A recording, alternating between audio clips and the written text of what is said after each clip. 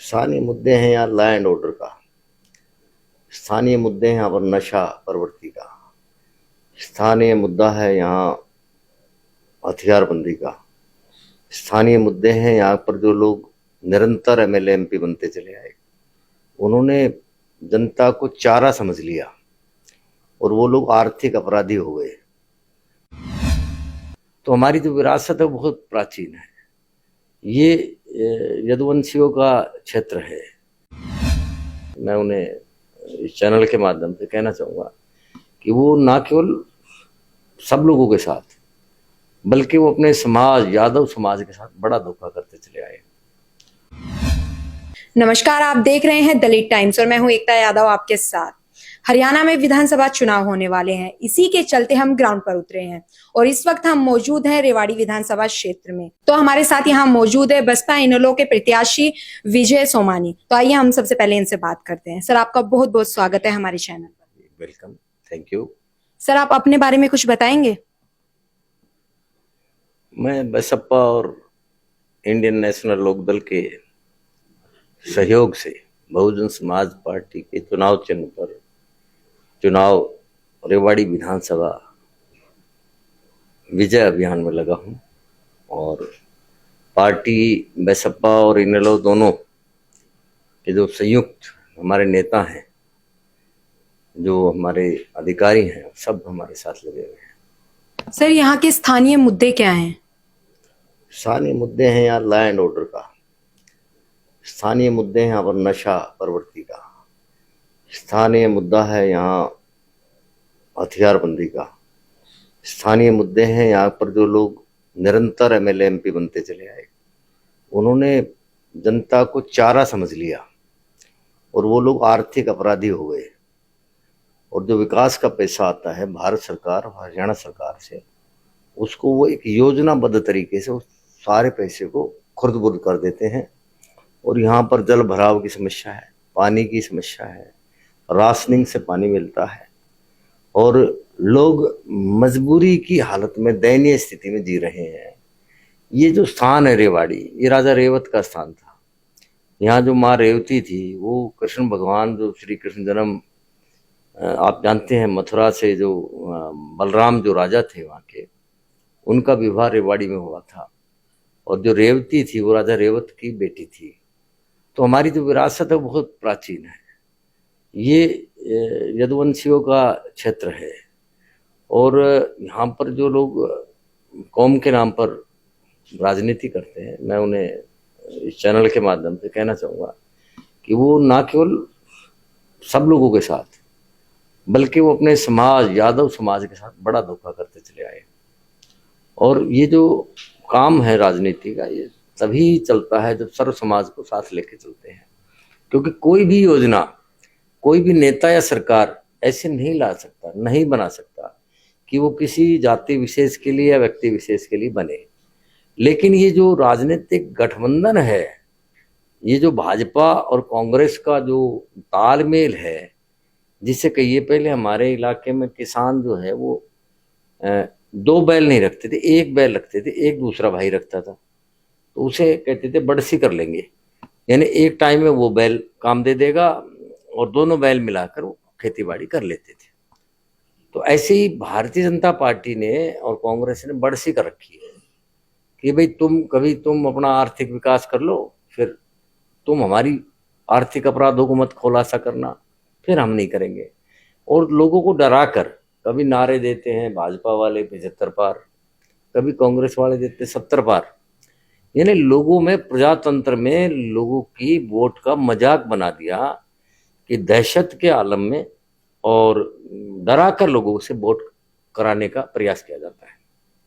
Sir, यहाँ 2 दशकों से बीजेपी और कांग्रेस है, जिससे गरीबों का और दलितों का सबका आत्मविश्वास खत्म सा हो गया। अगर आपकी पार्टी आती है तो आप कैसे उन लोगों का आत्मविश्वास वापस लेके आएंगे? हम एक्चुअली राजनीति, जो बसपा और इनेलो की जो राजनीति की बुनियाद है, वो आम दरिद्र नारायण के लिए, आम आदमी के लिए, आम नागरिक के उत्थान के लिए राजनीति की जाती है। उसका एक बड़ा उदाहरण है कि चौधरी देवीलाल जी ने जिस ढंग से किसी टाइम में नारा दिया कि भाई अगर मैं चीफ मिनिस्टर बना हरियाणा का, तो मैं बुजुर्गों के लिए, चाहे वो महिला है चाहे पुरुष है, उनके लिए 100-100 रुपया पेंशन करूंगा। आज वो पेंशन जो चौधरी देवीलाल जी ने ये सोचकर की थी कि एक बुजुर्ग आदमी, कहीं छोटी मोटी जरूरतें होती हैं, बीड़ी माचिस की जरूरत होती है, कोई बहन बेटी आ गई तो उसको शगुन की देने की बात आती है, उन चीजों को लेकर उन्होंने सोचा था, उन्होंने कर दिया। उन्होंने कर्जे माफ कर दिए, किसानों के, व्यापारियों के भी कर्जे माफ किए 10-10 हजार रुपए के। तो उनके अंदर मर्म था। जिस नेता में, जिस पार्टी में मर्म नहीं होता, इंसानियत नहीं होती, लोगों के पीड़ा को में आनंद नहीं लेना, ऐसा सोच इंडियन नेशनल लोकदल और बहुजन समाज पार्टी के नेताओं का रहा है। और हमने इसीलिए बहुजन समाज पार्टी को निरंतर अपना आधार माना है। और इसमें बहुतायत में जो लोग हैं वो वंचित और दलित और पिछड़े लोग हैं, और हम उम्मीद करते हैं कि आने वाला समय ये उनका होगा। और मुझे पार्टी ने कैंडिडेट बनाया है, तो मैं पार्टी, दोनों ही पार्टी के पदाधिकारियों के सामने इस बात को कह रहा हूँ कि इनका मैं प्रतिनिधि बनकर काम करूंगा। सर, आप कौन सी पार्टी के किस प्रत्याशी को अपना प्रतिद्वंदी मानते हैं? नहीं, मैं ऐसा है, रेवाड़ी में बहुकोणीय मुकाबला है, और इसमें ये कहना थोड़ा अतिशयोक्ति हो जाएगा कि हमारा किसी फला व्यक्ति से या फला पार्टी से मुकाबला है। एक्चुअली स्थिति ये है रेवाड़ी में कि लोगों ने जो कांग्रेस और बीजेपी से और आम आदमी पार्टी से जो प्रत्याशी हैं वो एमएलए हैं, एमएलए रहे हैं, एक जिला प्रमुख रहा है, तो उनकी कार्यशैली को लोग जानते हैं। और जो अन्य भाई हैं, मान लो 12 कैंडिडेट हैं हम, उनमें से जो सीरियल नंबर 4 पर सोमानी विजय और चुनाव चिन्ह हाथी मतलब एक सीरियल है, तो उसमें जो अन्य लोग हैं क्लेमनेंट जो हैं, उनका हम समझेंगे कि जनता ने उनको देख लिया मौका देकर। तो अब की बार बहुजन समाज पार्टी और इन लोग के संयुक्त प्रत्याशी सोमानी विजय को हम उम्मीद करते हैं जनता आशीर्वाद देगी, वोट देगी और सपोर्ट भी करेगी। सर, आप कुमारी शैलजा के अपमान के बारे में क्या कहना चाहते हैं? क्योंकि हरियाणा में ही उनका अपमान हुआ है और उन्हीं की पार्टी ने किया है, कांग्रेस ने। कुमारी शैलजा जो है वो पार्टी में बड़ा नाम है, शायद 4-5 बार वो सांसद हैं, और हर आदमी महत्वाकांक्षा होती है। तो कुमारी शैलजा की महत्वाकांक्षाएं थी मैं भी हरियाणा मुख्यमंत्री बन जाऊं, लेकिन भूपेंद्र सिंह हुड्डा की कूटनीति ने साबित कर दिया कि जैसे एक टाइम था जब हम बच्चे थे तो नारा लगता था India is Indira, Indira is India, या Congress is Indira and Indira is Congress. तो ऐसे हरियाणा में भूपेंद्र सिंह हुड्डा की डिप्लोमेटिक चीज़ों ने ये साबित कर दिया कि जो टिकटें बटी हैं, जो जिम्मेवारियां हैं, वो सब भूपेंद्र सिंह हुड्डा के मन मानस के हिसाब से हुआ है। तो कुमारी शैलजा का जो था सिस्टम वो कांग्रेस में नेस्तनाबूद हो गया। और ये जो बातें हैं कि भाई दलित कहकर उसको अपमानित कर दिया, वो कर दिया, वो अपनी जगह है, वो गलत बात है। किसी महिला को, किसी भी दलित को, किसी भी व्यक्ति को इस संसदीय प्रणाली में किसी को अपमानित करना, अपशब्द बोलना, ये गलत बात है। इसे मैं कंडम करता हूँ। आकाश आनंद जी ही चुनाव प्रसार कर रहे हैं, तो आप हमें ये बताइए कि मायावती जी कब प्रचार करना शुरू करेंगी?